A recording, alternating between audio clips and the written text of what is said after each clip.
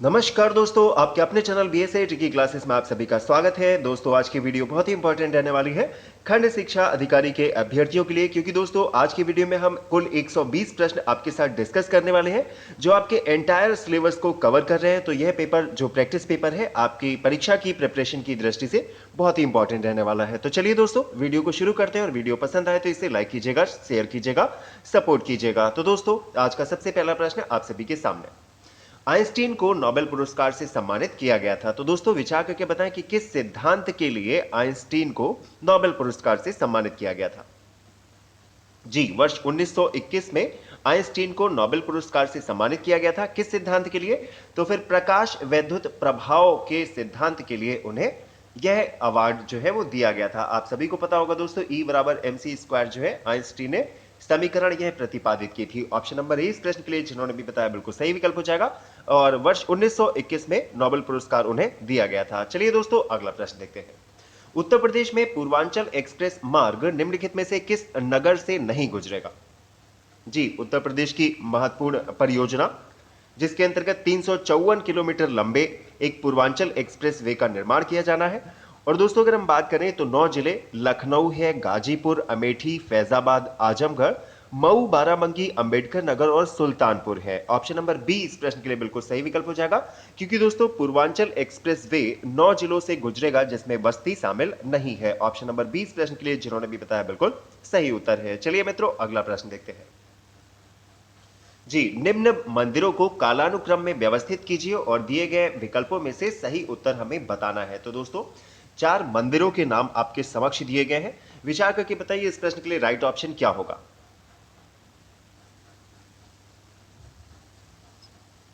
जी दोस्तों, अगर हम बात करें तो इस प्रश्न के लिए सबसे पहले निर्माण हुआ है दोस्तों सप्त पैगोडा मंदिर का। सप्त पैगोडा, जिसे महाबलीपुरम के एकाश्म मंदिर के नाम से भी जाना जाता है, इसका निर्माण जो है दोस्तों वह 630 से 648 ईस्वी तक हुआ है।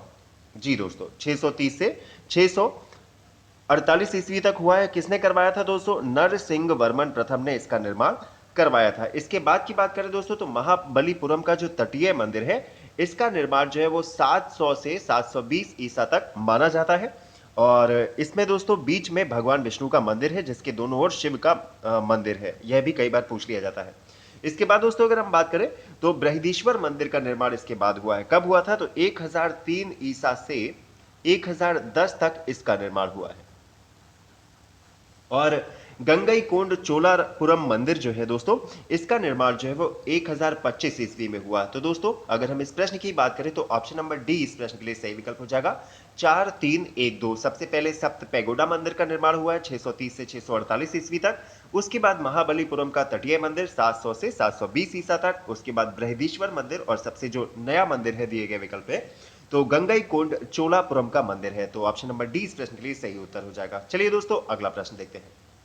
निम्नलिखित में से किस स्थान पर मध्य पाषाण काल में पशुपालन के प्रमाण मिलते हैं? जी दोस्तों, इंपॉर्टेंट प्रश्न है, कई बार पूछा जा चुका है। राजस्थान के बागौर में मध्य पाषाण काल में पशुपालन के प्रमाण मिलते हैं। ऑप्शन नंबर सी इस प्रश्न के लिए जिन्होंने भी बताया बिल्कुल सही विकल्प है। चलिए दोस्तों, अगला प्रश्न देखते हैं। निम्नलिखित युग्मों में कौन सही सुमेलित नहीं है?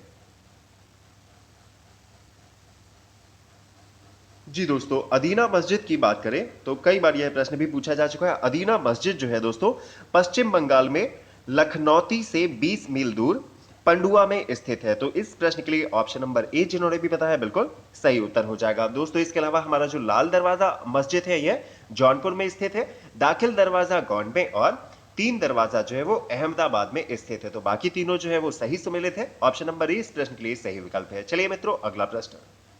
निम्नलिखित में से कौन शुक्ल यजुर्वेद की संहिता है?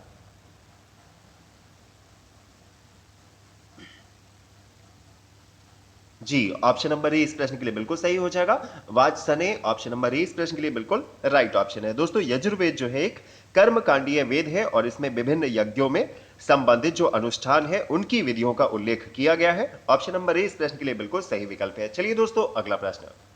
हाथी गुम्फा का अभिलेख किस शासक के विषय में जानकारी का स्रोत है?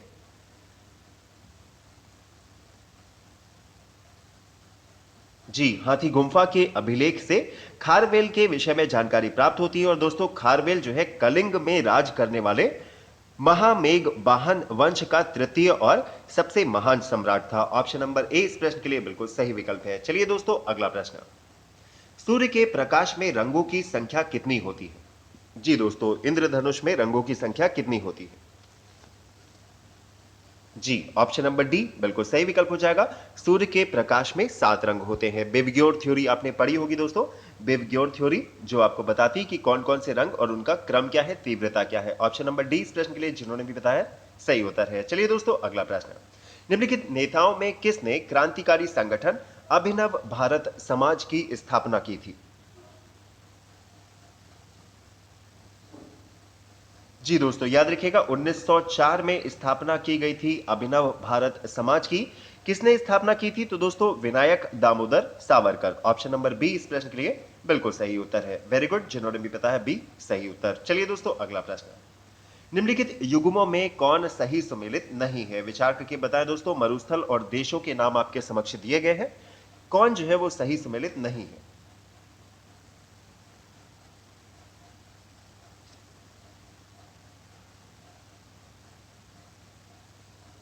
जी दोस्तों, दिए गए ऑप्शंस की बात करें तो सोनोरन जो है वो संयुक्त राज्य अमेरिका में स्थित है, सही है। लामकान दोस्तों यह चीन में स्थित है। और काराकुम तो दोस्तों ये तुर्कमेनिस्तान में स्थित है। दोस्तों अगर हम बात करें ऑप्शन नंबर डी की गिब्सन की, तो दोस्तों गिब्सन मरुस्थल जो है वो पश्चिमी ऑस्ट्रेलिया के विशाल रेगिस्तान के मध्य स्थित है।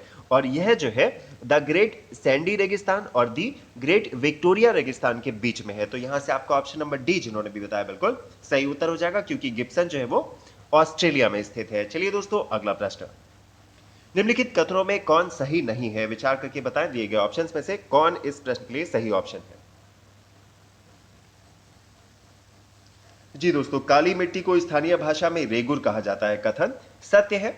दोस्तों क्रेब्स के अनुसार रेगुर मिट्टी अनिवार्य रूप से एक परिपक्व मिट्टी होती है, तो यह भी कथन सत्य है।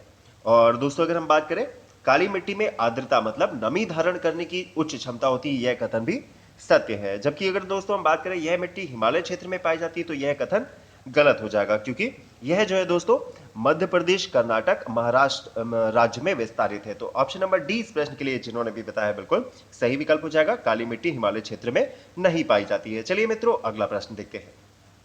विद्रोह और वर्ष आपके समक्ष दिए गए हैं। दोस्तों मिलान करके बताएं कि कौन जो है वो सही सुमेलित नहीं है।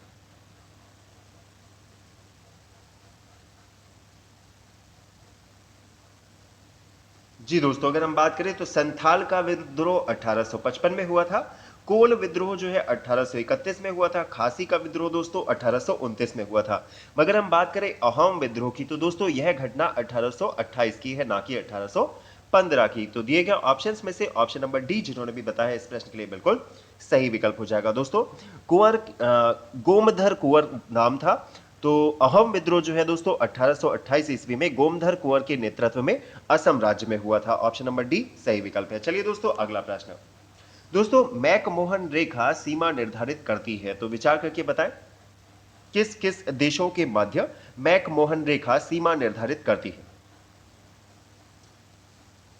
जी, मैकमोहन रेखा भारत और चीन के मध्य सीमा निर्धारित करती है। ऑप्शन नंबर ए इस प्रश्न के लिए बिल्कुल सही विकल्प हो जाएगा। चलिए मित्रों अगला प्रश्न देखते हैं। निम्नलिखित में से कौन सा भारत का सबसे ऊंचा जलप्रपात है?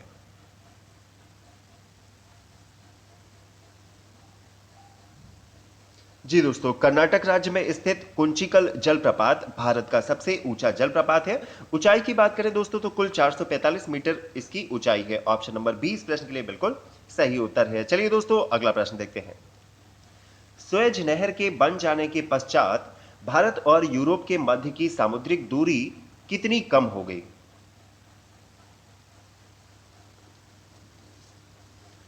जी दोस्तों, सुएज नहर के निर्माण के पश्चात भारत और यूरोप के मध्य की सामुद्रिक दूरी में 7000 किलोमीटर की कमी आई है। ऑप्शन नंबर बी इस प्रश्न के लिए बिल्कुल सही हो जाएगा। जिन्होंने भी बताया option number B right option है। और दोस्तों अगर हम बात करें तो सुएज नहर का निर्माण जो है वर्ष 1869 में एक फ्रांसीसी इंजीनियर फर्डिनेंड की देखरेख में हुआ था। ऑप्शन नंबर बी बिल्कुल सही विकल्प है। चलिए दोस्तों अगला प्रश्न, वनस्पति जलवायु का सही सूचक क्या है? जी, वनस्पति जलवायु सही सूचक है यह कथन जो है वह किस से संबंधित है?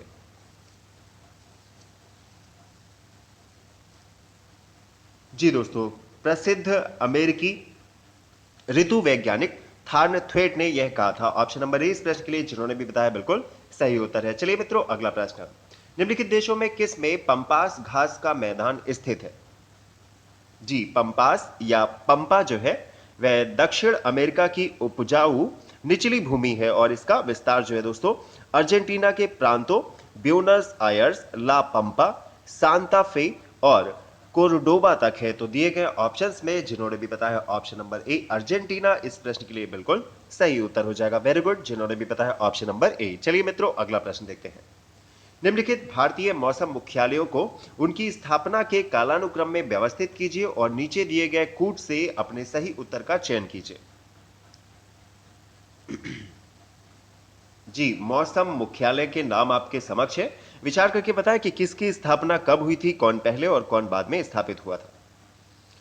जी दोस्तों, अगर हम बात करें कलकत्ता मौसम मुख्यालय की, तो इसकी स्थापना सबसे पहले हुई थी वर्ष 1871 में इसकी स्थापना की गई थी। इसके बाद दोस्तों जो शिमला है इसकी स्थापना की गई थी वर्ष 1905 में। तीसरे नंबर पे आएगा दोस्तों हमारा पुणे का, जिसकी स्थापना 1928 में की गई थी।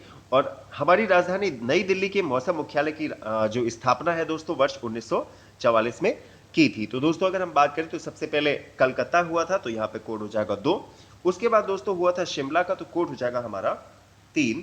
उसके बाद हुआ था पुणे का, तो हो जाएगा कोड हमारा 4। और सबसे लास्ट में नई दिल्ली, तो कोड हो जाएगा 1। तो 2 3 4 1 जो है इस प्रश्न के लिए सही विकल्प हो जाएगा।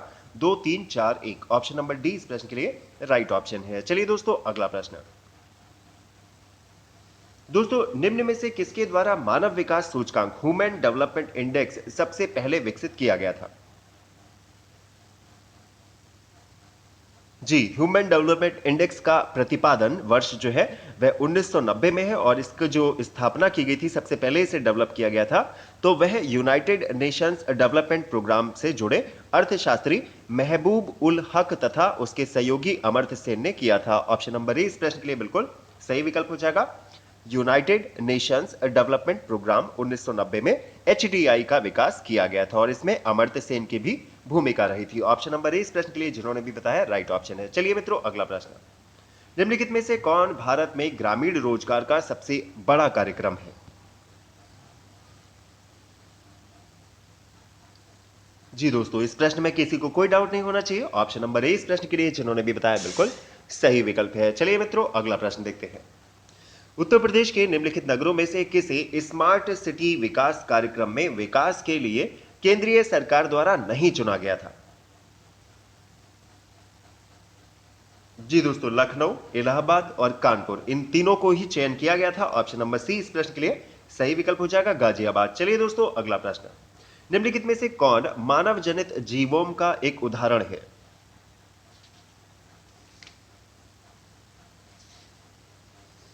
जी दोस्तों, दिए गए ऑप्शंस की बात करें तो ऑप्शन नंबर डी जिन्होंने भी बताया बिल्कुल सही विकल्प हो जाएगा। फसली भूमि जो है वह मानव जनित जीवोम है। ऑप्शन नंबर डी इस प्रश्न के लिए बिल्कुल सही विकल्प है। जबकि दोस्तों जल तंत्र की बात करें, घास का मैदान और वर्षा वनों की बात करें, तो यह प्राकृतिक जीवोम है, ना कि मानव जनित। तो यहां से आपका ऑप्शन नंबर डी बिल्कुल सही उत्तर है। चलिए दोस्तों, अगला प्रश्न। निम्नलिखित में से कौन लॉरेंज वक्र द्वारा मापा जाता है?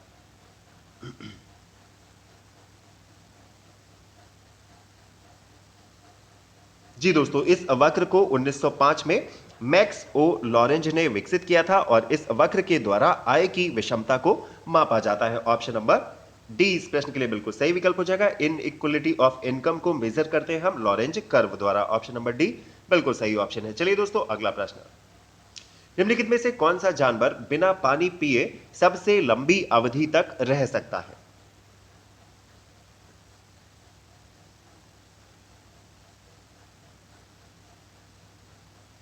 जी बिल्कुल सही हो जाएगा ऑप्शन नंबर डी।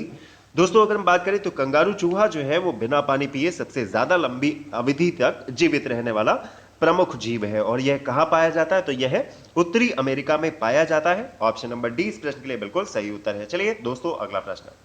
भारत में नगरीय क्षेत्रों में बीपीएल परिवारों की पहचान के लिए निम्नलिखित में से कौन सी समिति गठित की गई थी?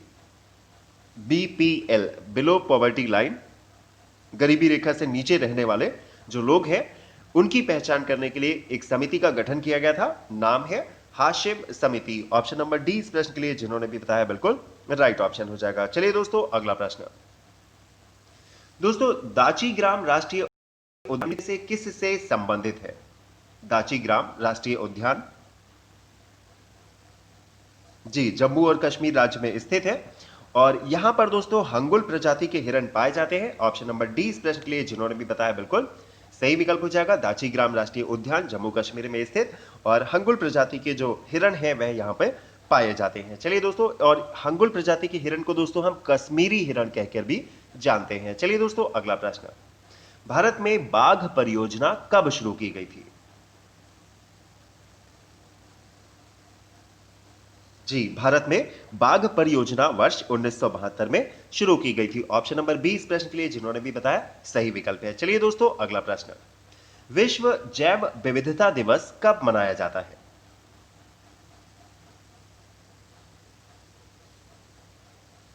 जी विश्व जैव विविधता दिवस 22 मई को मनाया जाता है। ऑप्शन नंबर बी इस प्रश्न के लिए जिन्होंने भी बताया बिल्कुल सही उत्तर हो जाएगा। और दोस्तों इससे रिलेटेड प्रश्न भी पूछ लिए जाते हैं कि किस वर्ष इसकी थीम क्या रही थी। चलिए दोस्तों अगला प्रश्न। निम्नलिखित में से कौन मृदा से संबंधित है? विचार करके बताएं।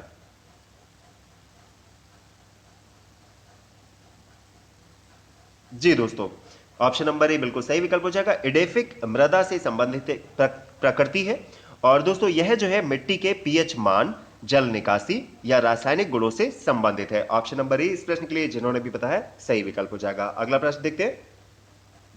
जी विचार करके बताएं निम्नलिखित युग्मों में कौन सही सुमेलित नहीं है? जी राष्ट्रीय उद्यान और वन्य जीव अभ्यारण्य के नाम आपके समक्ष है, राज्यों के नाम दिए गए हैं, तो विचार करके बताएं कौन सही सुमेलित नहीं है। जी दोस्तों बांदीपुर राष्ट्रीय उद्यान कर्नाटक राज्य में स्थित है, सही है। मानस वन्य जीव अभ्यारण्य असम राज्य में और पेरियार वन्य जीव अभ्यारण्य जो है वह केरल में है। तो तीनों ही सही है दोस्तों। अगर हम बात करें ऑप्शन नंबर डी की, तो सिमलीपाल राष्ट्रीय उद्यान जो है वह ओडिशा के दक्कन क्षेत्र में स्थित है। ऑप्शन नंबर डी इस प्रश्न के लिए बिल्कुल राइट ऑप्शन है। और दोस्तों अगर हम बात करें सिमलीपाल राष्ट्रीय उद्यान की, तो यहाँ के प्रमुख जीव जो है वो बंगाल टाइगर और जंगली हाथी है। ऑप्शन नंबर डी बिल्कुल सही इस प्रश्न के लिए। चलिए दोस्तों अगला प्रश्न। निम्नलिखित में से किस में ओजोन की सर्वाधिक सांद्रता मिलती है?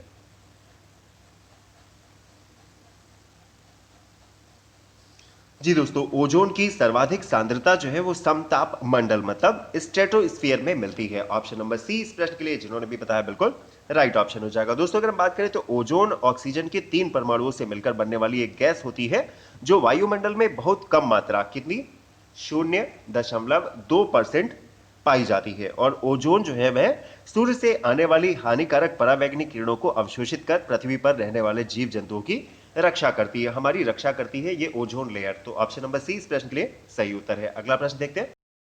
निम्नलिखित में से किसे जेबी नार्लिकर के अनुसार अभी तक विज्ञान नहीं माना जाता है? जी इंपॉर्टेंट प्रश्न है, क्या आप जानते हैं इस प्रश्न के लिए राइट ऑप्शन क्या है? जी दोस्तों जेबी नार्लिकर के अनुसार ज्योतिष को जो है अभी तक विज्ञान नहीं माना गया है। ऑप्शन नंबर ए इस प्रश्न के लिए जिन्होंने भी बताया बिल्कुल सही विकल्प है। चलिए दोस्तों अगला प्रश्न देखते हैं। भारत के संविधान की प्रस्तावना में कितने प्रकार का न्याय, स्वतंत्रता, समानता एवं भ्रातृत्व का उसी क्रम में उल्लेख किया गया है? जी इंपॉर्टेंट प्रश्न है दोस्तों, विचार करके बताएं इस प्रश्न के लिए राइट ऑप्शन क्या होगा?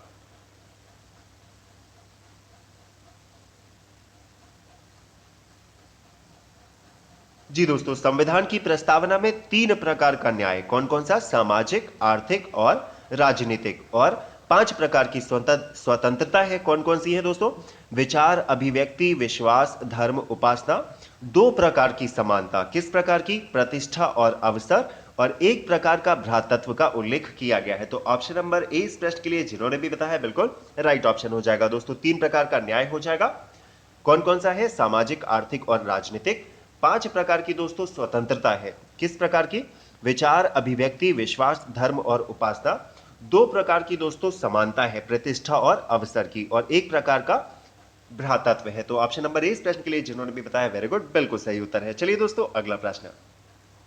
नीति आयोग का प्रथम उपाध्यक्ष माने उपसभापति कौन था? जी, नीति आयोग के प्रथम उपाध्यक्ष अरविंद पनगड़िया थे। ऑप्शन नंबर ए इस प्रश्न के लिए बिल्कुल सही विकल्प हो जाएगा। और दोस्तों 1 जनवरी जो है वो 2015 को नीति आयोग की स्थापना की गई थी। चलिए दोस्तों अगला प्रश्न।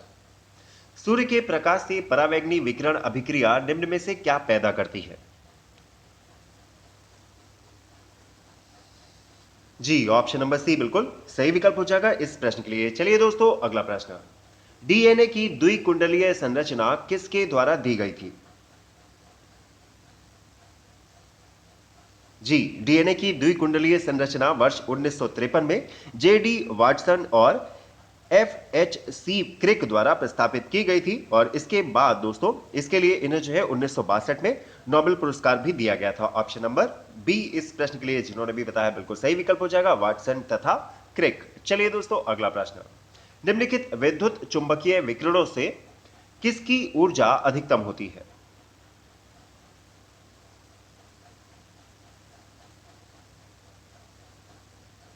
जी, एक्सरे जिन्होंने भी बताया है बिल्कुल राइट ऑप्शन हो जाएगा इस प्रश्न के लिए। चलिए मित्रों अगला प्रश्न। निम्नलिखित युग्मों में कौन सही सुमेलित नहीं है?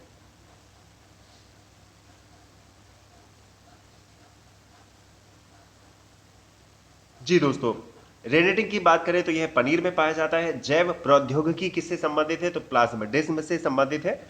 गोल्डन चावल में दोस्तों विटामिन ए प्रचुर मात्रा में पाया जाता है। जबकि अगर हम बात करें ओजोन परत की, तो ओजोन परत को जो दोस्तों स्ट्रेटोस्फीयर या फिर समताप मंडल कहते हैं। तो यहां से आपका ऑप्शन नंबर डी जिन्होंने भी बताया बिल्कुल सही विकल्प हो जाएगा। चलिए दोस्तों अगला प्रश्न।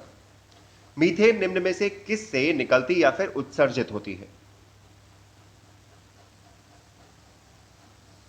जी बिल्कुल सही हो जाएगा, धान के खेतों से भी निकलती है और दीमक की बॉम्बी से भी निकलती है। तो इस प्रकार ऑप्शन नंबर सी इस प्रश्न के लिए सही विकल्प हो जाएगा। जिन्होंने भी बताया ऑप्शन नंबर सी बिल्कुल राइट ऑप्शन। चलिए दोस्तों अगला प्रश्न देखते हैं। सरकारिया आयोग की संस्तुतियों निम्नलिखित में से किससे संबंधित है?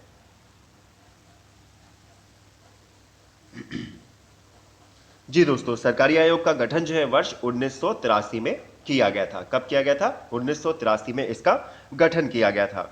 और RS सरकारिया की अध्यक्षता में केंद्र राज्य संबंधों पर विचार करने के लिए 3 सदस्यीय आयोग का गठन किया गया था। तो ऑप्शन नंबर डी इस प्रश्न के लिए बिल्कुल सही विकल्प हो जाएगा।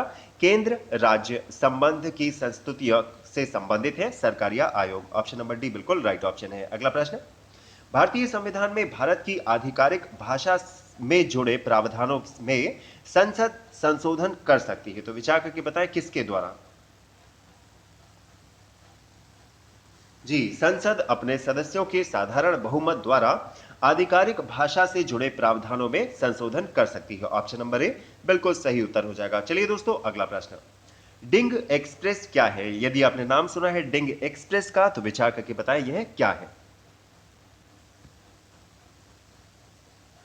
जी दोस्तों, यदि आपने सुना हो हिमा दास का नाम, तो डिंग एक्सप्रेस जो है वो हिमा दास का मुंह बोला नाम है। ऑप्शन नंबर बी इस प्रश्न के लिए बिल्कुल राइट ऑप्शन हो जाएगा।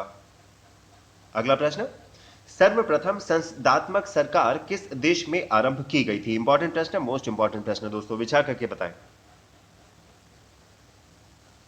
जी, यूनाइटेड किंगडम, ग्रेट ब्रिटेन इस प्रश्न के लिए बिल्कुल सही विकल्प हो जाएगा। सर्वप्रथम संसदात्मक सरकार ग्रेट ब्रिटेन में आरंभ की गई थी। और दोस्तों सरकार की संसदीय व्यवस्था वह व्यवस्था है जिसमें कार्यपालिका अपनी नीतियों और कार्यों के लिए विधायिका के प्रति उत्तरदायी होती है। ऑप्शन नंबर ए इस प्रश्न के लिए जिन्होंने भी बताया बिल्कुल राइट ऑप्शन है। चलिए मित्रों अगला प्रश्न। बिना अनुमति के कितने दिन संसद से अनुपस्थित रहने पर किसी सांसद को अयोग्य घोषित किया जा सकता है?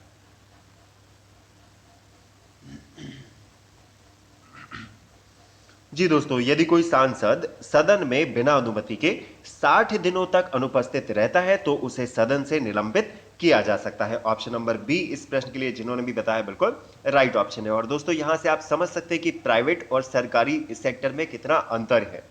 अगर आप 6 दिन भी अपनी कंपनी से बिना इंफॉर्मेशन दिए छुट्टी करते हैं तो क्या होता है, 7वें दिन हो सकता है कि अब खत्म। जबकि संसद में कैसा है, 60 दिन आप नहीं भी जाएंगे तभी भी काम चल सकता है। चलिए दोस्तों अगला प्रश्न। निम्न गवर्नर जनरलों में से किसने कांग्रेस को अत्यधिक अल्पसंख्यक लोगों का प्रतिनिधित्व करने वाली कहकर उपहास किया था?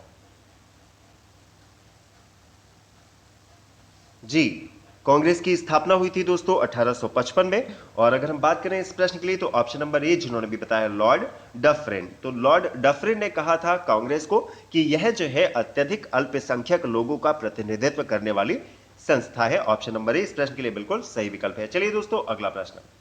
सुपरसोनिक क्रूज मिसाइल ब्रह्मोस निम्न में से किसका एक संयुक्त उपक्रम है?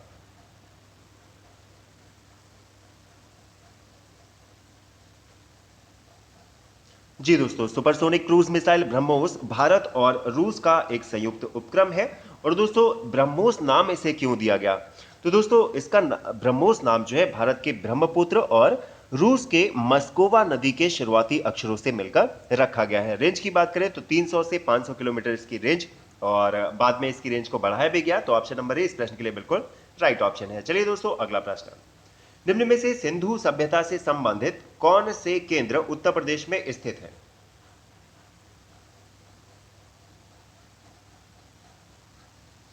जी दोस्तों, जिन्होंने भी बताया ऑप्शन नंबर डी आलमगीरपुर और हुलास इस प्रश्न के लिए बिल्कुल सही विकल्प हो जाएगा। ऑप्शन नंबर डी 3 और 4 जो है वह उत्तर प्रदेश में स्थित है। अगला प्रश्न देखते हैं। निम्न में से कौन सी संस्था विदेशी व्यापार से संबंधित है? जी विदेशी व्यापार से संबंधित थी।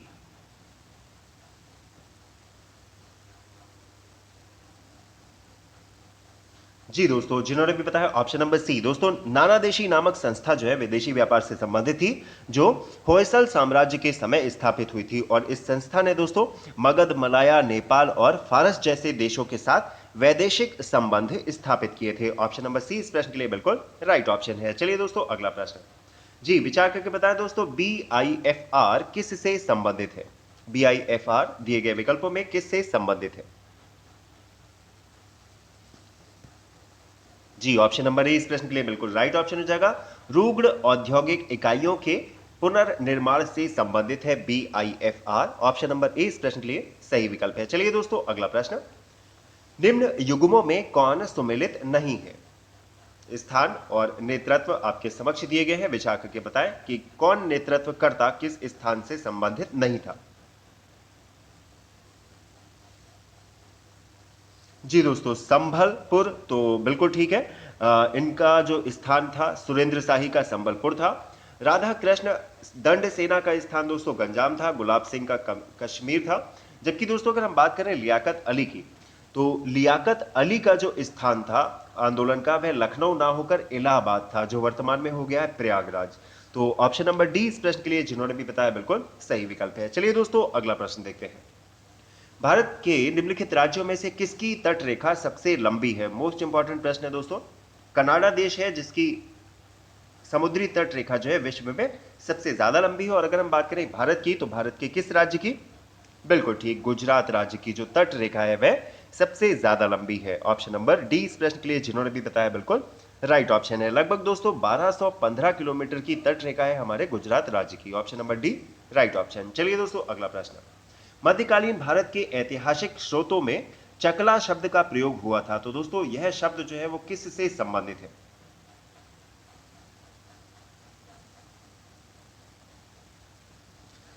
जी मध्यकालीन भारत के ऐतिहासिक स्रोतों में चकला शब्द का प्रयोग सूबा और परगना के बीच की क्षेत्रीय इकाई थी। तो ऑप्शन नंबर सी इस प्रश्न के लिए जिन्होंने भी बताया बिल्कुल राइट ऑप्शन हो जाएगा। सूबा और परगना के बीच क्षेत्रीय इकाई था, लेकिन सरकार के समानार्थी नहीं था। ऑप्शन नंबर सी इस प्रश्न के लिए राइट ऑप्शन है। चलिए दोस्तों अगला प्रश्न। उत्तर प्रदेश की निम्नलिखित नदियों में कौन सी पर्यावरण प्रदूषण के कारण जैविक आपदा घोषित हो गई है? जी अत्यधिक प्रदूषण के कारण दोस्तों हमारी गोमती नदी जो है वह जैविक आपदा कहा जाता है इस नदी को। और इसके किनारे दोस्तों कौन कौन से नगर बसे हुए हैं? तो याद रखिएगा उत्तर प्रदेश की राजधानी लखनऊ, जौनपुर आदि जो है इसके तट पर बसे हुए हैं। चलिए दोस्तों अगला प्रश्न। रियासत और शासक आपके समक्ष दिए गए हैं। विचार करके बताएं कि कौन सही सुमेलित नहीं है।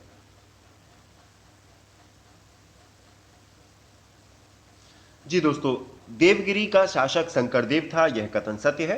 बात करें दोस्तों अगर हम वारंगल की, तो यह जो है उत्तरी तेलंगाना का प्रमुख नगर है। और यह जो है काकतीय वंश की प्राचीन राजधानी था। और यहां जो है दोस्तों रुद्रमा देवी ने 36 वर्ष तक शासन किया था। तो यहां से आपका ऑप्शन नंबर बी जिन्होंने भी बताया इस प्रश्न के लिए राइट ऑप्शन है। इसके अलावा दोस्तों अगर हम बात करें होयसल की सियासत की रियासत की, तो यह जो है बीरबल्ला से संबंधित है, और मदुरई की तो यह बीर पांड्या से संबंधित है। ऑप्शन नंबर बी इस प्रश्न के लिए जिन्होंने भी बताया राइट ऑप्शन है। चलिए मित्रों अगला प्रश्न, सुरक्षा के लिए मराठों के राजस्व के दावों को किस नाम से जाना जाता है? जी, मराठे राज्य की जनता की सुरक्षा के लिए राजस्व के रूप में दोस्तों चौथ नामक कर वसूलते थे, और यह राज्य के उत्पादन का 1/4 होता था, इसीलिए इसे हम चौथ कह के संबोधित करते थे। ऑप्शन नंबर 20 प्रश्न के लिए राइट ऑप्शन हो जाएगा। चलिए मित्रों अगला प्रश्न, दिल्ली में पुराना किला के सामने खैरूल मंजिल नामक मस्जिद का निर्माण किसने करवाया था?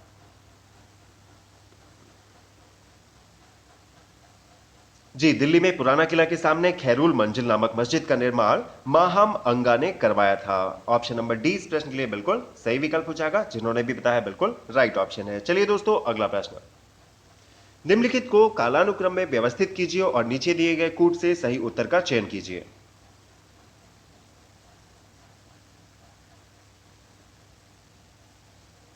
जी दोस्तों अगर हम बात करें मोहम्मद शाह की, तो 1719 से 1748 तक ये रहे हैं।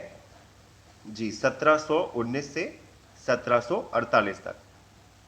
इसके अलावा बात करें दोस्तों जहांदार शाह की, तो इनका जो जीवन काल रहा है वह 1712 से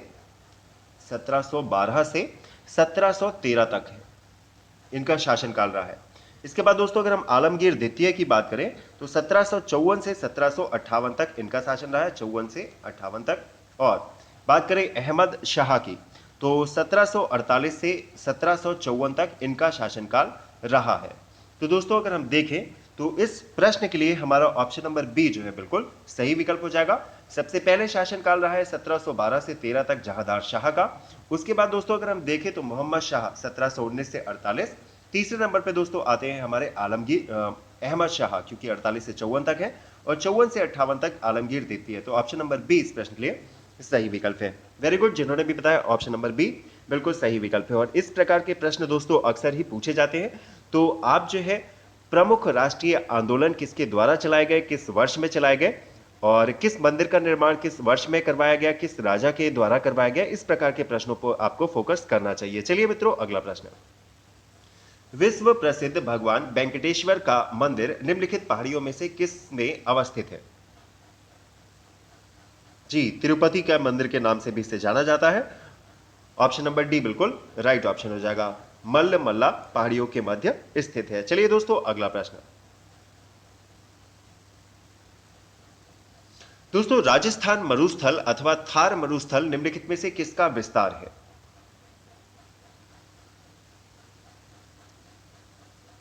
जी दोस्तों, राजस्थान मरुस्थल अथवा थार मरुस्थल प्लीस्टोसीन एवं अभिनव जमाव का विस्तार है। ऑप्शन नंबर सी इस प्रश्न के लिए जिन्होंने भी बताया बिल्कुल राइट ऑप्शन है। दोस्तों अगर हम बात करें थार मरुस्थल की, तो भारत के उत्तर पश्चिम में स्थित है, और इसका कुछ भाग दोस्तों हरियाणा, पंजाब, गुजरात और पाकिस्तान के सिंध और पंजाबी प्रांतों तक विस्तृत है। Option number C right option है। चलिए दोस्तों अगला प्रश्न, भारत की निम्नलिखित नदियों में कौन पश्चिमी घाट से नहीं निकलती है?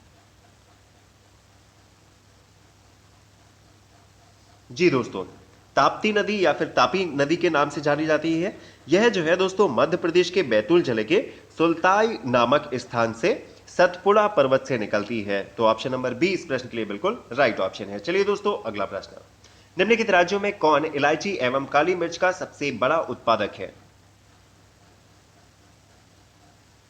जी, इलायची और काली मिर्च का सबसे बड़ा उत्पादक राज्य केरल। ऑप्शन नंबर सी इस प्रश्न के लिए बिल्कुल राइट ऑप्शन है। चलिए दोस्तों अगला प्रश्न, 2011 की जनगणना के अनुसार निम्नलिखित राज्यों में किसकी ग्रामीण जनसंख्या सबसे ज्यादा है?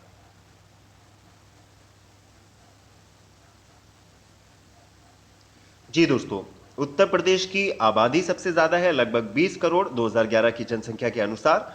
और बात करें दोस्तों तो लगभग जो है 62% आबादी जो है उत्तर प्रदेश की निवास करती है गांव में।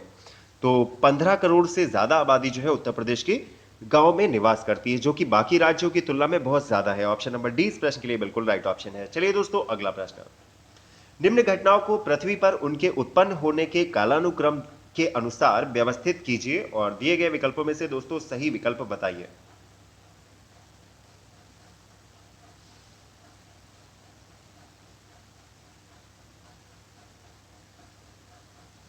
जी दोस्तों, अगर हम बात करें इस प्रश्न की, तो सबसे पहले जो पृथ्वी पर अवतरित हुए कवच वाले जीव अवतरित हुए। उसके बाद दोस्तों पहला कीट विकसित हुआ, फिर जो है दोस्तों पहला स्तनधारी पहला सरीसृप विकसित हुआ और सबसे लास्ट में दोस्तों पहला स्तनधारी विकसित हुआ माना जाता है। तो यहां से आपका ऑप्शन नंबर सी जिन्होंने भी बताया बिल्कुल सही विकल्प हो जाएगा इस प्रश्न के लिए। वेरी गुड, जिन्होंने भी बताया ऑप्शन नंबर सी। चलिए दोस्तों अगला प्रश्न, निम्नलिखित गैसों में कौन सी एक ग्रीन हाउस गैस नहीं है?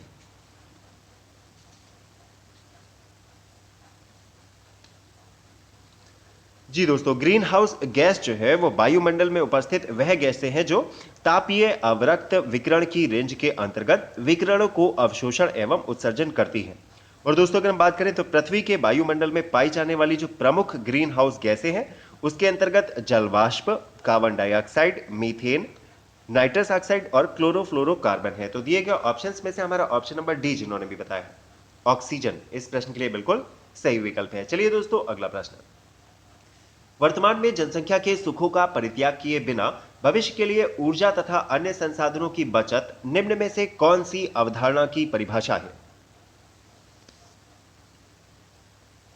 जी, सस्टेनेबल डेवलपमेंट, संपोषणीय विकास, ऑप्शन नंबर सी इस प्रश्न के लिए जिन्होंने भी बताया बिल्कुल राइट ऑप्शन है। चलिए दोस्तों अगला प्रश्न, 2011 की जनगणना के अनुसार उत्तर प्रदेश के निम्नलिखित जनपदों में किस में महिला साक्षरता दर सबसे कम है?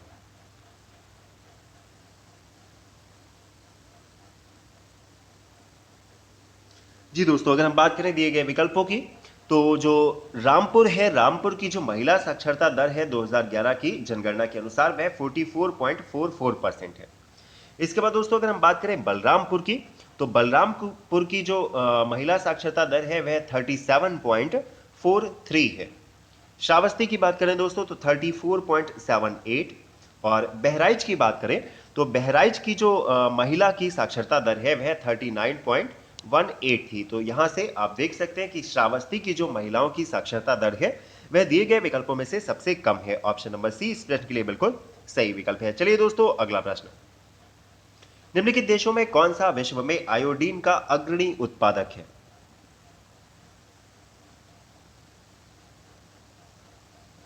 जी दोस्तों, समुद्र तटीय दक्षिण अमेरिका महाद्वीप में स्थित देश नाम है चिली।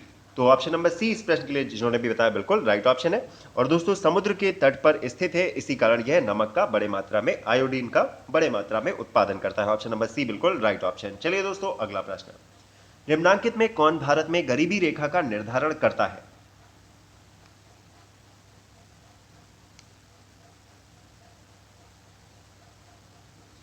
जी दोस्तों, भारत में गरीबी रेखा का निर्धारण जो है योजना आयोग के द्वारा किया जाता है, मगर वर्तमान में बात करें तो दोस्तों योजना आयोग का नाम बदल के रख दिया गया है नीति आयोग। तो ऑप्शन नंबर डी इस प्रश्न के लिए बिल्कुल राइट ऑप्शन हो जाएगा। चलिए दोस्तों अगला प्रश्न, भारत का सबसे बड़ा बंदरगाह कौन सा है? विचार करके बताएं इस प्रश्न के लिए राइट ऑप्शन क्या है। जी दोस्तों, देश के 7,515 किलोमीटर लंबे समुद्र तट पर 13 बड़े और 200 से अधिक छोटे और मझोले बंदरगाह हैं। और अब बात करें अगर सबसे बड़े बंदरगाह की, तो मुंबई ऑप्शन नंबर बी जिन्होंने भी बताया बिल्कुल राइट ऑप्शन हो जाएगा। चलिए दोस्तों अगला प्रश्न देखते हैं, जलवायु परिवर्तन पर भारत की प्रथम राष्ट्रीय कार्य योजना कब लोकार्पित की गई थी? जी दोस्तों, जलवायु परिवर्तन पर भारत की प्रथम राष्ट्रीय कार्य योजना 30 जून 2008 को लोकार्पित की गई थी। इसका प्रमुख उद्देश्य दोस्तों जलवायु परिवर्तन के बदलाव के नियंत्रण के लिए नीतियां बनाना और उन्हें लागू कराना था। Option number B right option हो जाएगा, वर्ष 2008। चलिए दोस्तों अगला प्रश्न, सबसे अधिक पारिस्थितिकी तंत्र कौन सा है? जी दोस्तों, किसी तंत्र की जो पारिस्थितिक तंत्र की स्थिरता है उसके जैविक एवं अजैविक घटकों पर निर्भर करती है। ऑप्शन नंबर ए इस प्रश्न के लिए जिन्होंने भी बताया बिल्कुल सही विकल्प हो जाएगा। चलिए दोस्तों अगला प्रश्न, भारत में प्रत्यक्ष कर कोड निम्नलिखित में से किस से संबंधित है? जी, आयकर जो है दोस्तों, इनकम टैक्स जो है वो प्रत्यक्ष कर होता है और यह जो है किससे, आयकर से संबंधित है। ऑप्शन नंबर बी बिल्कुल सही उत्तर। चलिए दोस्तों अगला प्रश्न, निम्नलिखित में से कौन कीटों से प्राप्त नहीं होता है?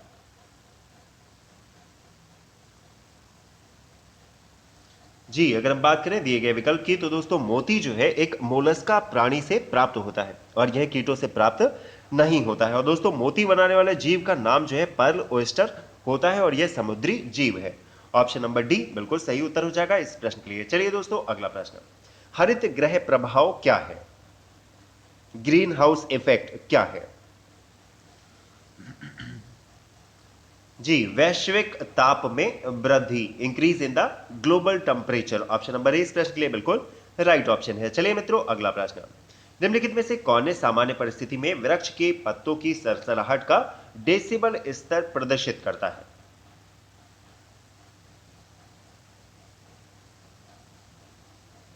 जी दोस्तों, सामान्य स्थिति में वृक्ष के पत्तों की सरसराहट का जो डेसिबल स्तर होगा वह 20 डेसिबल तक होगा। तो ऑप्शन नंबर 20 प्रश्न के लिए जिन्होंने भी बताया बिल्कुल राइट ऑप्शन है। दोस्तों अगर हम बात करें सामान्य बोलचाल के लिए, जैसे अगर हम और आप बात कर रहे हैं तो इसके लिए जो है वह 60 डेसिबल तक की ध्वनि होती है। और अगर हम बात करें दोस्तों तो हमारे कानों के लिए बहुत ज्यादा नुकसानदायक होती है। अगर हम 140 डेसिबल से ऊंची ध्वनि सुनेंगे तो वह हमारे कानों को 100% नुकसान पहुंचाएगी। इस प्रश्न के लिए दोस्तों जिन्होंने भी बताया था option number B 20 decibel right option. चलिए दोस्तों अगला प्रश्न देखते हैं, निम्नलिखित में से कौन प्राकृतिक गैस का मुख्य भाग है?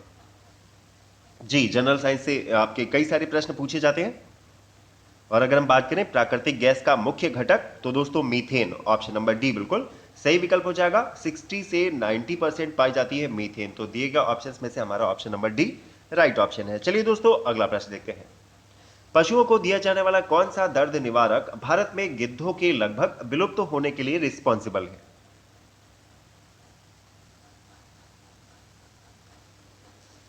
जी दोस्तों, अगर हम बात करें तो पशुओं को दर्द होने की दशा में डाइक्लोफेनिक नामक टैबलेट का जो दिया जाता है और इसी टैबलेट के दिए जाने के कारण भारत में जो गिद्धों की संख्या है वह अब ना के बराबर है। ऑप्शन नंबर डी इस प्रश्न के लिए बिल्कुल सही विकल्प है। चलिए दोस्तों अगला प्रश्न, ध्वनि का वेग अधिकतम दिए गए विकल्पों में से किस में होगा? जी दोस्तों, ध्वनि जो है एक प्रकार का कंपन या फिर विक्षोभ है जो किसी ठोस द्रव या गैस से होकर संचारित होती है। बात करें इस प्रश्न की तो दोस्तों इस्पात जो है वो इस्पात में ध्वनि का वेग सबसे ज्यादा होगा, उसके बाद दोस्तों इस्पात में होगा, उसके बाद द्रव में होगा और सबसे कम जो है वो गैस में होता है। ऑप्शन नंबर डी बिल्कुल राइट ऑप्शन है। चलिए दोस्तों अगला प्रश्न, निम्नलिखित में से किसे अशोक चंद्र द्वारा भारत में आर्थिक मंत्री परिषद कहा गया?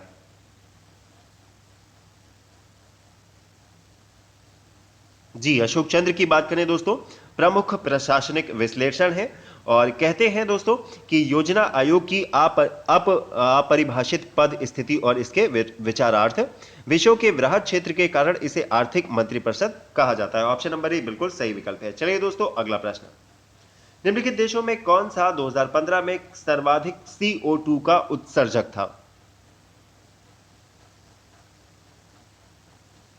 जी, कार्बन डाइऑक्साइड के उत्सर्जन के मामले में वर्ष 2015 में चाइना जो है वो सबसे एक नंबर पे था और बात करें संयुक्त राज्य अमेरिका की तो 2015 में इसका नंबर दूसरा था। चलिए दोस्तों अगला प्रश्न, दोस्तों धुआं में आंखों को प्रभावित करने वाला कौन सा शक्तिशाली उत्तेज्य होता है?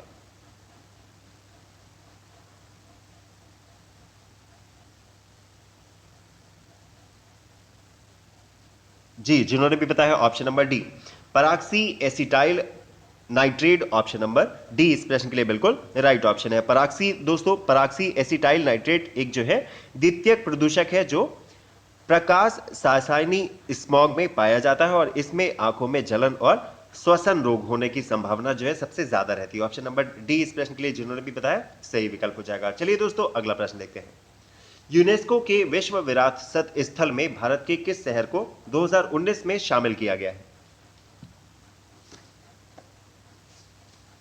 जी दोस्तों, इस प्रश्न के लिए जिन्होंने भी बताया ऑप्शन नंबर डी बिल्कुल सही विकल्प हो जाएगा। जुलाई 2019 में सांस्कृतिक स्थल के रूप में भारत में the wild city of Jaipur को विश्व विरासत स्थल का दर्जा दिया गया है। ऑप्शन नंबर डी इस प्रश्न के लिए बिल्कुल राइट ऑप्शन है। चलिए दोस्तों अगला प्रश्न, 23 जून 2019 को संयुक्त राष्ट्र खाद्य एवं कृषि संगठन के 9वें महानिदेशक किसे चुना गया है? जी, क्यू डोंग्यू। इस प्रश्न के लिए जिन्होंने भी बताया ऑप्शन नंबर ए बिल्कुल राइट ऑप्शन है। चलिए दोस्तों अगला प्रश्न। 24 सितंबर 2019 को किस अभिनेता को दादा साहब फाल्के पुरस्कार 2018 प्रदान करने की घोषणा केंद्र सरकार ने की थी?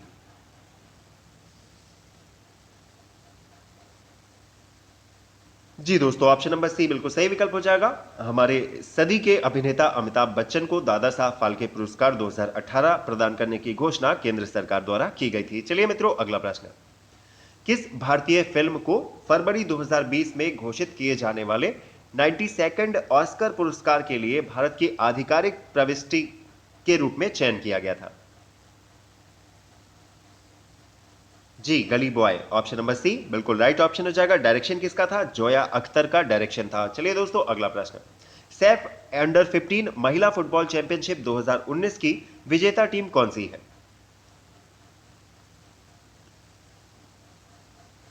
जी दोस्तों, नेपाल को हराकर भारत ने यह खिताब जीता था और इंपॉर्टेंट बात यह है कि नेपाल को हमने 7-0 से हराया था। तो दिए गए ऑप्शंस में से हमारा ऑप्शन नंबर सी भारत इस प्रश्न के लिए जिन्होंने भी बताया है बिल्कुल इंपॉर्टेंट राइट हो जाएगा। और दोस्तों यह प्रश्न जो है आपका पेपर के पॉइंट ऑफ व्यू से इंपॉर्टेंट है। चलिए दोस्तों अगला प्रश्न। दोस्तों विचार करके बताएं कि एएफसी एशियन फुटबॉल कप 2023 का आयोजन कहां किया जाएगा? जी, 2023 एशियाई कप फुटबॉल कप जो है टूर्नामेंट का आयोजन चीन में किया जाएगा। ऑप्शन नंबर ए राइट ऑप्शन हो जाएगा इस प्रश्न के लिए। चलिए दोस्तों अगला प्रश्न। 21 जून 2019 को पूरे विश्व में 5वां अंतर्राष्ट्रीय योग दिवस मनाया गया। तो दोस्तों वर्ष 2019 की जो थीम थी, विषय थी, वह क्या थी?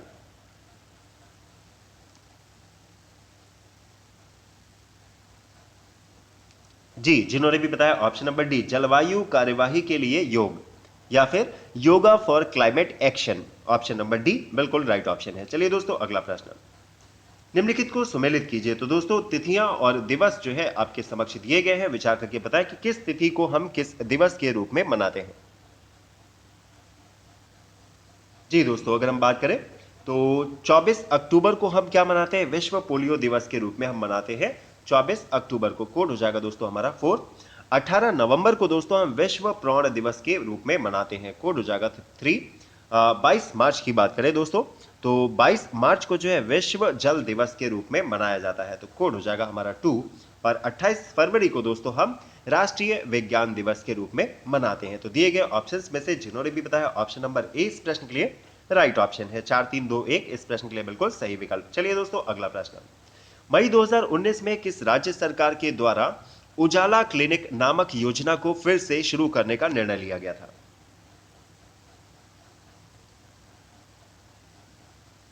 जी, राजस्थान सरकार ने दोस्तों किशोरों के लिए उजाला क्लिनिक को फिर से शुरू करने का निर्णय किया। Option number B right option हो जाएगा इस प्रश्न के लिए। चलिए मित्रों अगला प्रश्न। 25 अप्रैल 2019 को किस राज्य सरकार के द्वारा महिला पुलिस बल की विशेष शाखा स्त्री शक्ति को नाम से गठित की गई थी? जी दोस्तों, 25 अप्रैल 2019 के आंध्र प्रदेश के विशाखापत्तनम में महिला पुलिस को विशेष शाखा स्त्री शक्ति के नाम से गठित की गई थी और इसका उद्देश्य जो है महिलाओं और बच्चों की सुरक्षा तंत्र को मजबूत करना था। Option number C right option हो जाएगा इस प्रश्न के लिए। चलिए दोस्तों अगला प्रश्न। भारत सरकार द्वारा महिला एवं बाल विकास के लिए स्वतंत्र मंत्रालय कब स्थापित किया गया?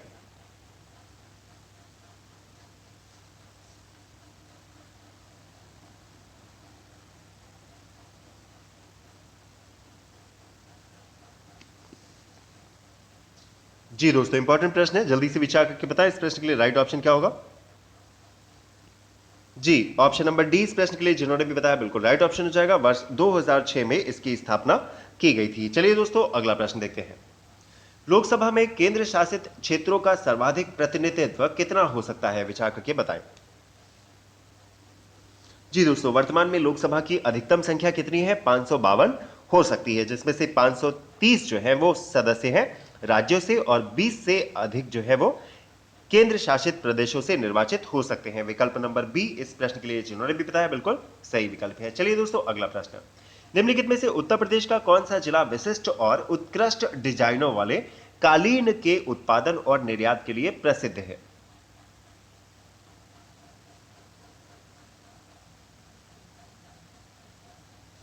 जी दोस्तों, जिन्होंने भी बताया ऑप्शन नंबर डी भदोही, इस प्रश्न के लिए जिन्होंने भी बताया बिल्कुल राइट ऑप्शन है।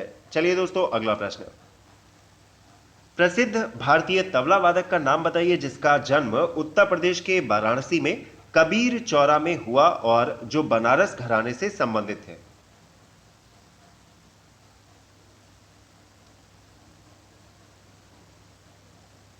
जी दोस्तों, पंडित किशन महाराज, ऑप्शन नंबर डी इस प्रश्न के लिए जिन्होंने भी बताया बिल्कुल राइट ऑप्शन है। दोस्तों, प्रसिद्ध भारतीय तबला वादक है पंडित किशन महाराज।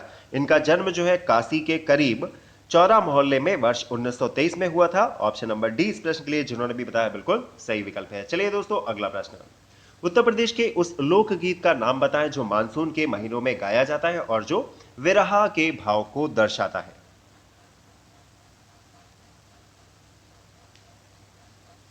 जी दोस्तों, ऑप्शन नंबर सी इस प्रश्न के लिए बिल्कुल सही विकल्प हो जाएगा। कजरी जो है पूर्वी उत्तर प्रदेश का प्रसिद्ध लोकगीत है जिसे दोस्तों सावन के महीने में गाया जाता है और ऑप्शन नंबर सी बिल्कुल राइट ऑप्शन हो जाएगा। चलिए दोस्तों, अगला प्रश्न।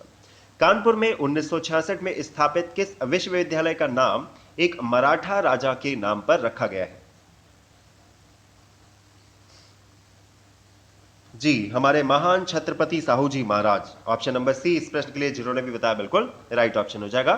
छत्रपति साहू जी महाराज विश्वविद्यालय CSJMU इस प्रश्न के लिए बिल्कुल राइट ऑप्शन है। चलिए दोस्तों, अगला प्रश्न।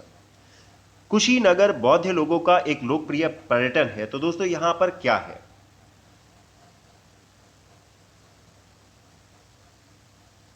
जी, रामभर स्तूप महापरिनिर्वाण मंदिर से दोस्तों लगभग 1.5 किलोमीटर की स्थिति पर स्थित है। ऑप्शन नंबर डी बिल्कुल राइट ऑप्शन है। चलिए दोस्तों, अगला प्रश्न। राधा और कृष्ण की पूजा से जुड़े किस नृत्य के रूप में स्त्रियां जो है अपने सिर पर तेल का दीपक रखकर नृत्य करती हैं? जी दोस्तों, अगर हम बात करें चलकुला की, तो चलकुला नृत्य जो है राधा कृष्ण की पूजा हेतु ब्रज क्षेत्र वासियों द्वारा किया जाता है, जिससे बैलगाड़ी या रथ के पहिए पर कोई कई घड़े रखकर उसमें तेल के दिए जलाकर महिलाओं द्वारा सिर पर इसे रखकर डांस किया जाता है। ऑप्शन नंबर सी बिल्कुल सही विकल्प है। चलिए दोस्तों, अगला प्रश्न। दक्षिणी उत्तर प्रदेश का औरैया जिला प्रमुख रूप से किसका उत्पादक है? जी, औरैया जिले के लोगों का प्रमुख व्यवसाय जो है कृषि और पशुपालन है। तो दोस्तों, दिए गए ऑप्शंस में से हमारा ऑप्शन नंबर सी जो है इस प्रश्न के लिए बिल्कुल राइट ऑप्शन हो जाएगा, क्योंकि पशुओं से जो है दोस्तों शुद्ध देसी घी की प्राप्ति की जाती है। ऑप्शन नंबर सी बिल्कुल सही उत्तर है। चलिए दोस्तों, अगला प्रश्न। दोस्तों, आधार वाक्यों के दिए गए समूह से निम्नलिखित में से कौन सा निष्कर्ष वैध रूप से निकलता है? तो दोस्तों, दो कथन आपको दे रखे हैं। कोई भी बहादुर कायर नहीं होता है, तो कोई भी बहादुर जो है वो कायर नहीं होता है। और क्या दे रखा है? कुछ सिपाही जो है वो कायर होते हैं। तो विचार करके बताएं दोस्तों, दिए गए ऑप्शंस में से इस प्रश्न के लिए राइट ऑप्शन क्या होना चाहिए?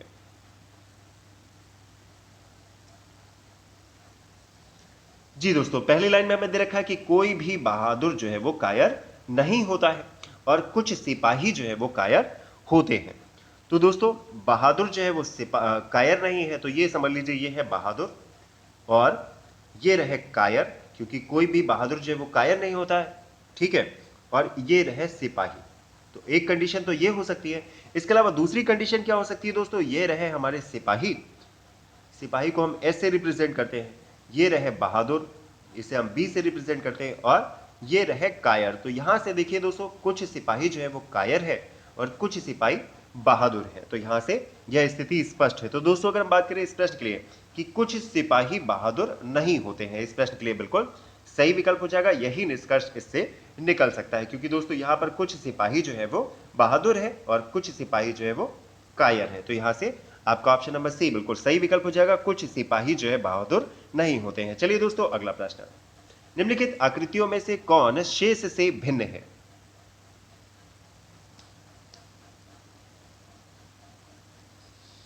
जी दोस्तों, यहां पर देखिए 5 भुजाएं बाहर हैं, 5 ही अंदर है। यहां पर वृत्त है, बाहर भी वृत्त, अंदर भी वृत्त। यहां पर घन जो बाहर भी है और अंदर भी है। चतुर्भुज है, वो बाहर भी है और अंदर भी है। जबकि दोस्तों, अगर हम ऑप्शन नंबर सी में देखें तो अंदर जो है वो चतुर्भुज है और जबकि बाहर देखा जाए तो वो त्रिभुज है।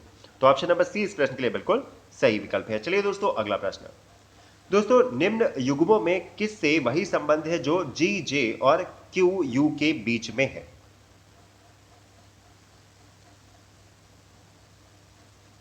जी दोस्तों, अगर हम यहां पर देखें तो G से जब हम जाएंगे J पर तो कितने स्थान आगे जाना पड़ेगा? +3।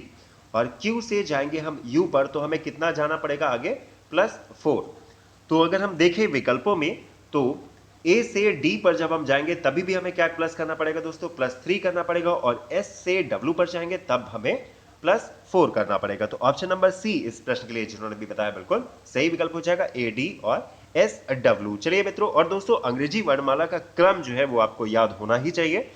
दो नहीं तो कम से कम एक प्रश्न जो है आपका 100% इस पर पूछा ही जाने वाला है। और यदि आपको क्रम याद नहीं है तब उस कंडीशन में इस प्रश्न को करने में आपको बहुत अधिक समय खर्च करना पड़ेगा। तो बाद में समय व्यर्थ हो इससे अच्छा यही है कि अभी अभ्यास कर लिया जाए, जिससे एक प्रश्न जो है आपका 100% श्योर हो जाए। चलिए मित्रों अगला प्रश्न। अधोलिखित श्रृंखला में अगली संख्या जो है वो कौन सी आएगी? दी गई सीरीज में जो अगला टर्म आएगा वो कौन सा आएगा? जी दोस्तों, 5 से गए हैं 15 पर तो क्या किया है? गुणा किया है 3 से और प्लस 1 कर देंगे तो 5 तिया 15 और एक 16 मिल जाएगा। 16 से गए हैं दोस्तों 51 पर तो हमें क्या करना पड़ेगा? फिर हमने क्या किया? 3 से गुणा किए तो 16 तिया 48 और प्लस 3 तो 16 तिया 48 और 3 51 हो जाएगा। 51 की दोस्तों अगर हम गुणा करेंगे 3 से तो 51 तिया कितना हो जाएगा? 153। तो गुणा की है 3 से और उसमें कितना जोड़ा गया है? 5। तो दोस्तों देखिए, गुणा तो हर बार हम 3 से ही कर रहे हैं, मगर पहले हमने 1 जोड़ा, फिर 3 जोड़ा, फिर हमने जोड़ा कितना? 5। तो इस बारी हमें कितना जोड़ना चाहिए दोस्तों? तो हमें गुणा करनी चाहिए 3 से और उसमें जोड़ देना चाहिए 7। तो दोस्तों 158 की जब आप गुणा करेंगे 3 से तो कितना आ जाएगा दोस्तों? 158 की हम गुणा करते हैं 3 से तो 158 की जगह हम 150 की गुणा करेंगे 300, 450 हो जाएगा और 450 और 24 तो आ जाएगा दोस्तों आपका 474। फिर हमने क्या जोड़ा था? पहले 1 जोड़ा है, फिर 3 जोड़ा है, फिर 5 जोड़ा है, अब की बार हम जोड़ देंगे 7। तो दोस्तों 7 और 4 11 और 7 1 8 और 4 का 4। तो दिए गए ऑप्शंस में से दोस्तों जिन्होंने भी बताया ऑप्शन नंबर डी 481 इस सीरीज के लिए बिल्कुल सही विकल्प हो जाएगा। चलिए दोस्तों अगला प्रश्न। निम्नलिखित में से कौन सा एक अन्य से भिन्न है? विचार करके बताएं।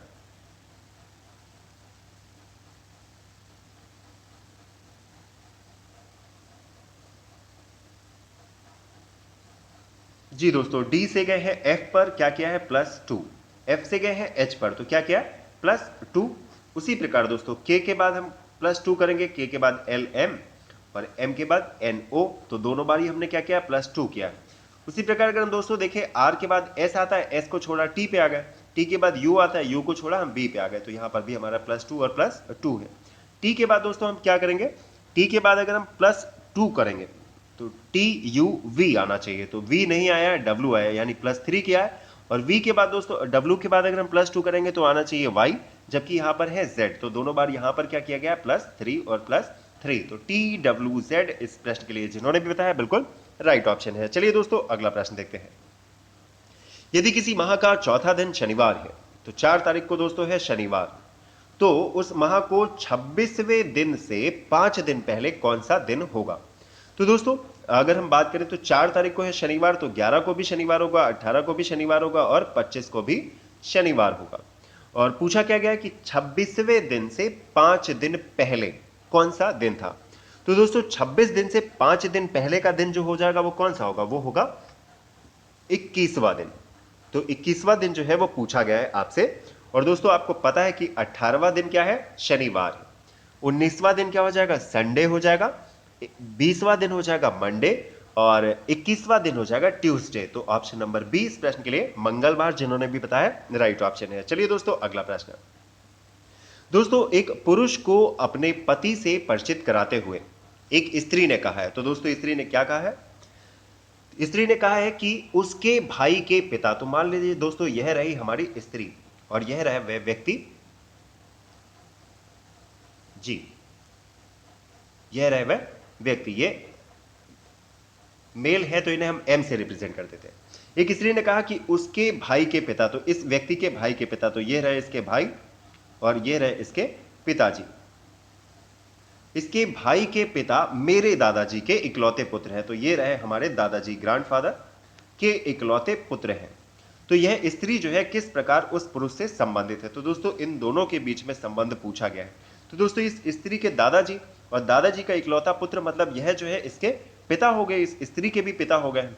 और इनका बेटा जो है, तो यानी यह भी जो मिस्टर बी है यह भी भाई है और यह व्यक्ति भी जो है वो भाई होगा। तो पूछा क्या गया, यह स्त्री किस प्रकार उस पुरुष से संबंधित है। तो दोस्तों भाई बहन का रिश्ता है। तो ऑप्शन नंबर 20 प्रश्न के लिए जिन्होंने भी बताया बिल्कुल राइट ऑप्शन हो जाएगा। चलिए दोस्तों अगला प्रश्न देखते हैं जी। यदि 4 गुणा 6 है 1812, 5 गुणा 8 है 2415, 6 गुणा 9 है 2718, तो 7 गुणा 6 क्या होगा, विचार करके बताएं दोस्तों। फटाफट देखिए कि क्या रिलेशन है यहां पर क्वेश्चंस में और सॉल्व करके बताएं इस प्रश्न के लिए राइट ऑप्शन क्या होगा।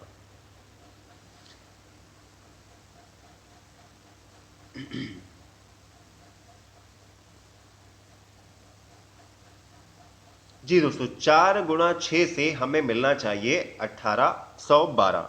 तो दोस्तों यहां पर ये 1812 ना होकर क्या है, ये 18 और 12 है। किस प्रकार, तो दोस्तों देखिए यहां पर दो संख्याएं आपको देख रखी है 4 और 6। तो सबसे पहले हम 6 की गुणा करेंगे 3 से, ठीक है, और उसके बाद हम दोस्तों 4 की गुणा करेंगे 3 से। तो देखिए 6 तियां 18 और 4 तियां 12, तो हमें मिल गया 18 और 12। उसी प्रकार दोस्तों यहां पर कितना दे रखा, 5 और 8। तो दोस्तों सबसे पहले हम 8 की गुणा करेंगे 3 से, ठीक है, और उसके बाद हम 5 की गुणा करेंगे 3 से। तो 8 तियां 24 ये मिल गया और 5 तियां 15 ये मिल गया। उसी प्रकार दोस्तों जब हम 9 की गुणा करेंगे 3 से तो आ जाएगा 27 और 6 की गुणा 3 से करेंगे तो आ जाएगा 18। तो उसी प्रकार दोस्तों जब हम 6 की गुणा करेंगे 3 से तो आ जाएगा 18 और 7 की गुणा करेंगे 3 से तो आ जाएगा 21। तो दिए गए ऑप्शंस में से हमारा ऑप्शन नंबर ए इस प्रश्न के लिए जिन्होंने भी बताया है बिल्कुल राइट ऑप्शन है। चलिए मित्रों देखते हैं अगला प्रश्न। जी दोस्तों दिए गए विकल्प में रिक्त स्थान पर कौन सी संख्या आएगी, विचार करके बताएं।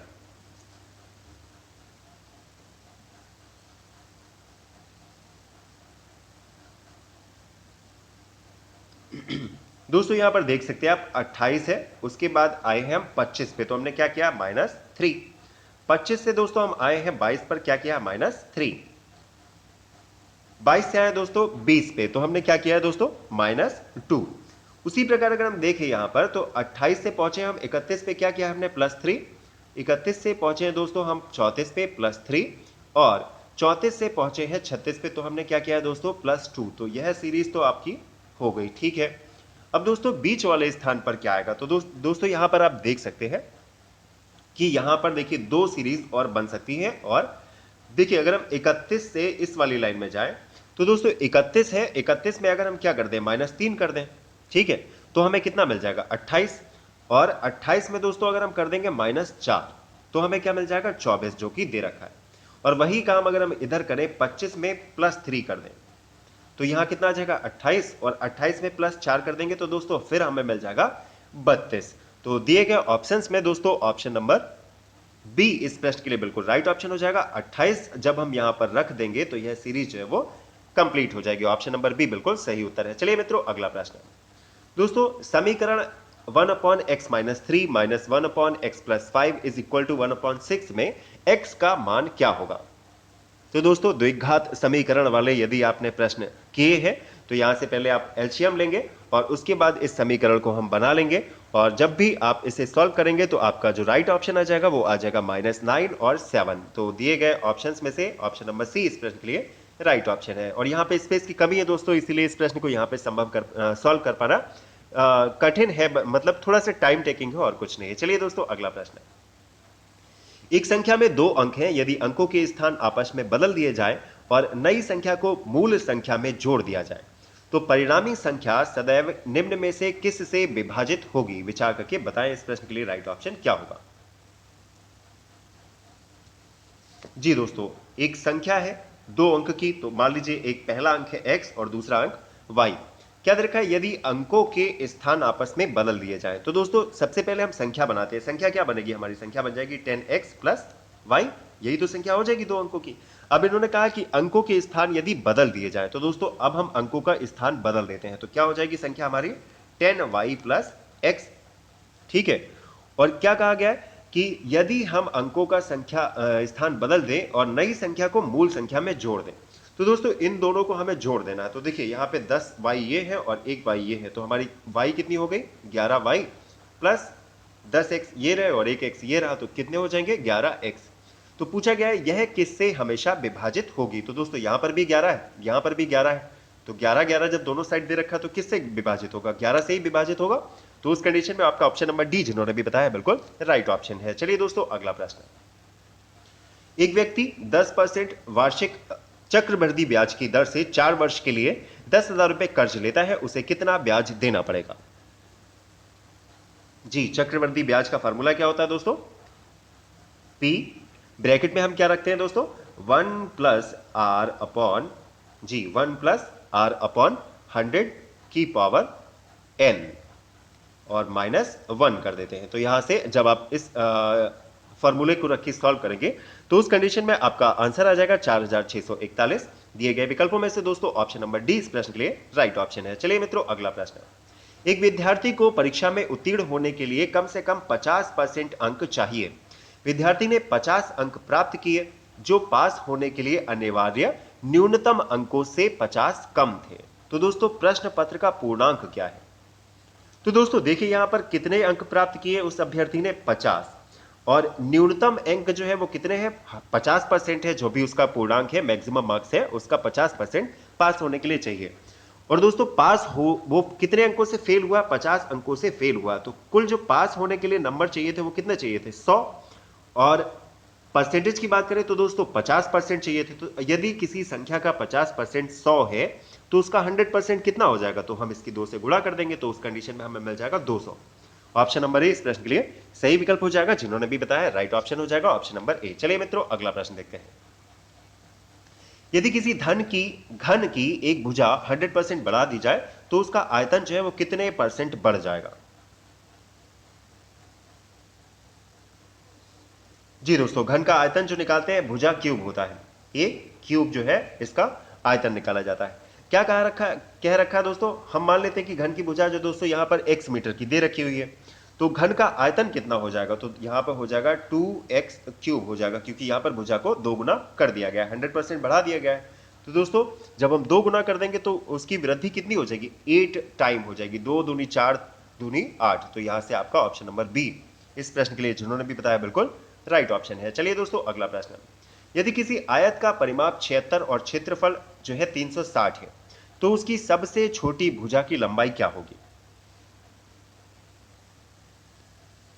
जी दोस्तों 18 हो जाएगी उसकी सबसे छोटी भुजा की लंबाई। चलिए मित्रों अगला प्रश्न, यदि ए बी सी समुच्चय हो तो A minus B minus C किसके बराबर होगा।